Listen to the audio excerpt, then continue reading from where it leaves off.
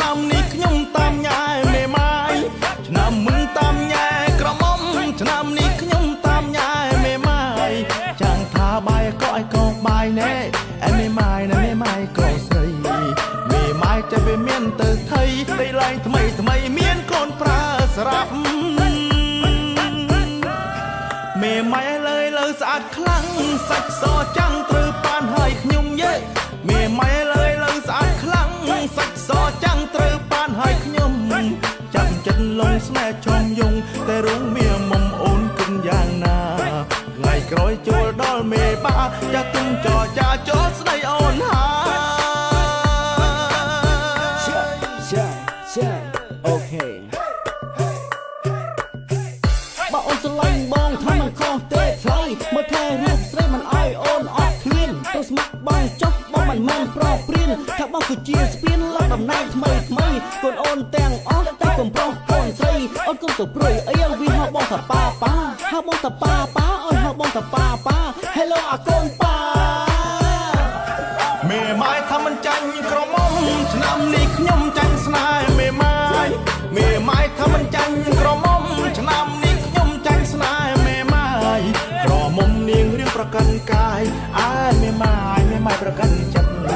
បងជានៅកំឡុងស្នេហ៍ពិតមិនអោយអូនគិតបងមកអូនថ្ងៃក្រោយ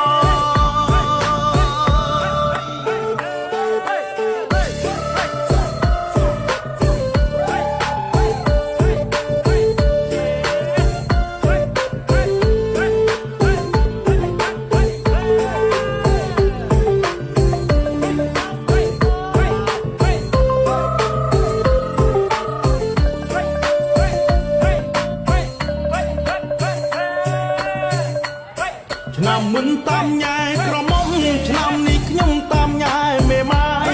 ឆ្នាំមុនតាមញ៉ែក្រមុំឆ្នាំនេះខ្ញុំតាមញ៉ែមេម៉ាយចាំងថាបាយក៏ឲ្យកោបាយណែអែមេម៉ាយណែមេម៉ាយក៏ស្រីមេម៉ាយតែវាមានទៅថៃដីឡើងថ្មីថ្មីមានកូនប្រើស្រាប់មេម៉ាយលើស្អាតខ្លាំងសាច់សចាំងត្រូវប៉ានហើយខ្ញុំយេមេម៉ាយហើយខ្ញុំ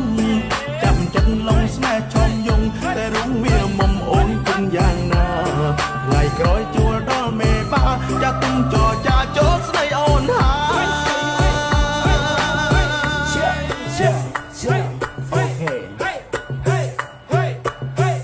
បើអូនស្រឡាញ់បងថាមិនខុសទេឆ្លើយមើលថែរូបស្រីមិនអោយអូនអត់ឃ្លានទៅស្ម័គ្របងចុះបងមិនមែនប្រព្រៀនថាបងគឺជាស្ពានលតំណែងថ្មីថ្មីកូនអូនទាំងអស់តែកំប្រុសកូនស្រីអូនគុំទៅព្រួយអីវាហៅបងថាប៉ាប៉ាហៅបងថាប៉ាប៉ាអូនហៅបងថាប៉ាប៉ា Hello អាកូនប៉ាមេម៉ាយថាមិនចាញ់ក្រមុំឆ្នាំនេះខ្ញុំចាញ់ស្នេហ៍